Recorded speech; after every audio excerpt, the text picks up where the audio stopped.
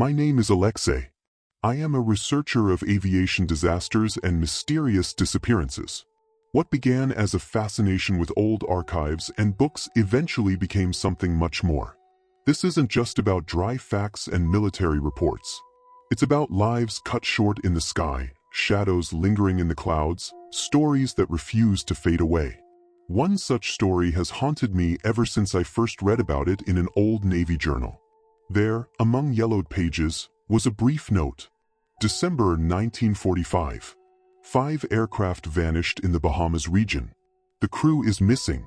A rescue mission also never returned. Years have passed since then. I visited the base where they departed. I spoke to the families of the pilots. I examined every radiogram, every official report. And the deeper I dug, the more I felt this wasn't just a tragedy. It's a legend, a warning, one of the greatest mysteries of the 20th century. America was just beginning to return to peaceful life. The war was over, but tensions still lingered in the air. Military bases across the country remained active. Drills continued, ships returned home, soldiers were being demobilized. At the Naval Air Station in Fort Lauderdale, Florida, the air was thick with the scent of kerosene, sea salt, and expectation. It was home to a major naval aviation training center, a strategic facility that had launched thousands of aircraft during the war. December 6, 1945, was clear and calm. The skies were blue, the temperature a mild 72 degrees Fahrenheit, a light breeze drifting in from the ocean. It seemed like the perfect day for flight training. At 2:10 p.m., a squadron of 5 TBM Avenger aircraft, heavy, single-engine torpedo bombers nicknamed Flying Tanks of the Sky, lifted off the runway. It was a routine training mission known as Navigation Flight Number 19. In military records, it was simply Flight 19. Leading the group was Lieutenant Charles Carroll Taylor. A seasoned pilot and Pacific combat veteran, Taylor was both respected and feared, known for his strict discipline and unshakable confidence. With over 2,500 flight hours logged, Taylor was assigned to the mission at the last minute. He showed no hesitation. He was always confident, sometimes to a fault. Flying with him were young cadets, 20-year-old men, many of whom had never flown over the open ocean before. Here's a brief look at the crew. FE-28, Lead Lieutenant Charles Taylor, age 28. FE-36, George Powers, Flight Cadet, age 20. FD-81, William Lightfoot, Radio Operator, age 22. FD-117, Robert Grimes, Navigator, age 21. FD-3, Gordon Peters, Flight Engineer, age 24.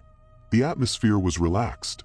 The crews double-checked their gear, collected their parachutes, loaded training munitions, dummy rounds, and ensured the aircraft were fully fueled. The flight plan was standard. 1.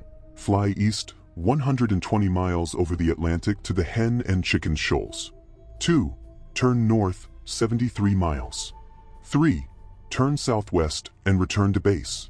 The first part of the flight went smoothly. Ground Command received initial reports of successful navigation exercises. But around 90 minutes into the flight, strange things began to happen. At 3:40 p.m., a voice came through on the control tower frequency. "This is FD-28. We seem to have lost our course. We can't see land. Our compasses aren't working." The operator tried to clarify their position. Taylor, audibly frustrated, replied, "We seem to be over the Florida Keys, but I'm not sure. Everything looks wrong. The water's not where it should be." A few minutes later, the connection broke. One of the radio men managed to get through. "Both of our compasses are out. We don't know which way is east." The tone grew increasingly panicked. The connection more erratic. At 4:45 p.m., the tower caught another message from FT-28. "We don't know where we are. We think we've gone too far north. There's a strange glow, fog." That fog, it's mentioned in nearly every witness account. Radio conversations began to sound as though they were being transmitted through water. Some shore-based receivers even picked up a faint humming sound. By 5 p.m., Taylor attempted to organize a turn to the west, hoping to guide the squadron back toward the mainland. He had no idea they were heading deeper into the ocean. If we were flying west, we'd be home by now. But something's not right. The compasses have gone crazy again. I'm seeing something strange. One of the pilots, possibly from FT-81, said, "Sir, we need to land before it gets dark. We're almost out of fuel." The last clear transmission came at 6:20 p.m. When the first one of us drops below 10 gallons, follow me in. We might survive. After that, silence. A deep, resonant silence. At 7:27 p.m., a PBM Mariner seaplane took off from the Banana River Naval Air Station. It was a search and rescue aircraft, specially designed for missions over the sea. 13 experienced crew members were on board: pilots, medics, radio specialists. 20 minutes into their flight, the Mariner disappeared from radar. Crewmen aboard the SS Gaines Mills, a nearby tanker, reported seeing an explosion in the sky. A patch of burning fuel was later discovered on the ocean surface. But no wreckage. No bodies. The ocean had taken them, too. Just an hour after losing contact with Flight 19, the U.S. Navy launched an operation still listed in the archives under the codename Eclipse. The name turned out to be prophetic. What should have been a standard search and rescue turned into the largest unsuccessful naval operation in U.S. history. More than 300 aircraft, 18 ships, and dozens of boats combed the Atlantic in all directions. Florida radar stations, military communication satellites, even civilian radio enthusiasts joined the effort. Nothing. There was no emergency beacon signal. No crash trail. No oil on the water. No debris. As if there had been no planes, no men, no time at all. I found a personal journal in the archives, written by Lieutenant James Wallace, one of the search participants. It was like a film. We scanned the skies, but it felt like the sky was scanning us back. The radio crackled, the compass twitched, the sun was setting, and suddenly the ocean around us felt empty. So even the seagulls were gone. And the feeling that we weren't alone. Some ships picked up static and strange interference. One pilot reported seeing an unidentified sphere of light, moving at impossible speed and vanishing soundlessly. Officially, such statements were labeled unfit for analysis. But they exist, and I've read them. 2 weeks after the disappearance, Navy Command issued a preliminary report. It read, "Pilot error due to loss of orientation. Weather conditions and human factors likely." Later, in 1946, a final report was prepared. 400 pages. I gained access to a copy through a retired Navy analyst I met in Tampa. The document is full of contradictions. Some testimonies say Taylor panicked. Others say he remained calm. One section claims the compasses were functioning. Another says all instruments failed simultaneously. One excerpt, marked confidential, caught my eye.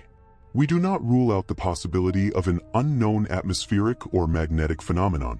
Such anomalies have not been previously recorded in this sector but have been documented in other regions of the Atlantic. So much for the official version. In my personal investigation, I tracked down several fishermen from small coastal towns in southern Florida, men who were out at sea on December 5th and 6th, 1945. William Brooks, then captain of the fishing vessel Seabird, told me. The sky darkened suddenly, for no reason.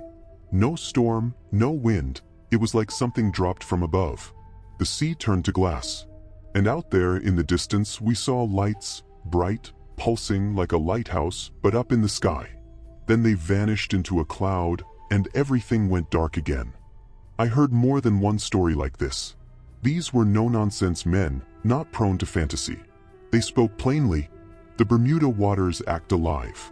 It can go quiet, it can hide, it can take. I spoke to Professor Mark Grayson, a geophysicist at the University of Miami. He confirmed that the Bahamas region contains real magnetic anomalies known as reverse phase zones. In those zones, compasses can catch magnetic north in the wrong direction. Grayson explained, if an aircraft enters a zone with intersecting magnetic vectors, it can disorient even seasoned pilots, especially with heavy cloud cover and a low sun angle masking the horizon. But then he added something unsettling. Even accounting for disorientation, we should have found debris. Signals, life vests, radioactive traces. But nothing. That's not geophysics anymore. That's something else. Official version. Navigation error. Taylor was fatigued. Weather played a role. Radio malfunction. The vast, open Atlantic. A simple answer. But then, why did the rescue plane disappear too? Why was there not a single trace? Paranormal theory. Proponents believe the region contains a time rift, a kind of dimensional portal. Some ufologists call it an anomalous vortex, where the laws of physics fail. Evidence? Indirect. In a 1951 archive, I found a letter from a Navy intelligence officer. They may have moved in a different direction, not geographic, but dimensional. Extraterrestrial theory. The most controversial yet popular idea. Intervention by an alien civilization. I, too, was skeptical until I found one fact.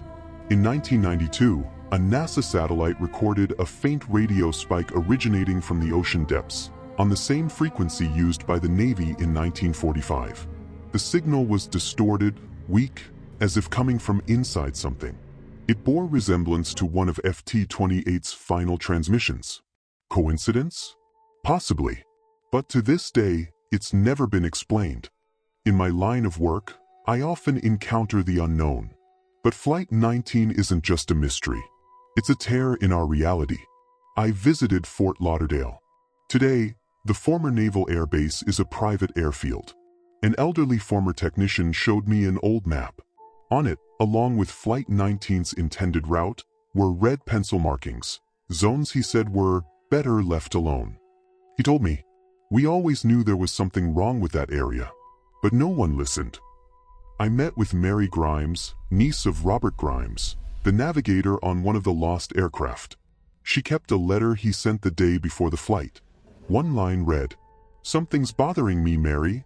I had a dream last night. We were flying, but the ground sank below us, and the sky turned into water. I know it sounds dumb. Just a weird dream." Reading those words, I felt a chill. I can't prove it was a portal, or a magnetic rift, or another dimension. I can't claim it was abduction or a technological accident. But I know for certain, what happened to Flight 19 doesn't fit within our standard frameworks. And until one single piece of wreckage is found, no theory can be declared final. Sometimes I wake at night, startled by phantom sounds, as if an old radio is alive in my headphones. At 28, we're lost, everything's not where it should be. Sometimes, standing on the Atlantic coast, I catch myself thinking, what if they're still out there? Not dead, not drowned, just still on the other side. The story of Flight 19 is not just a tragedy. It's a mirror,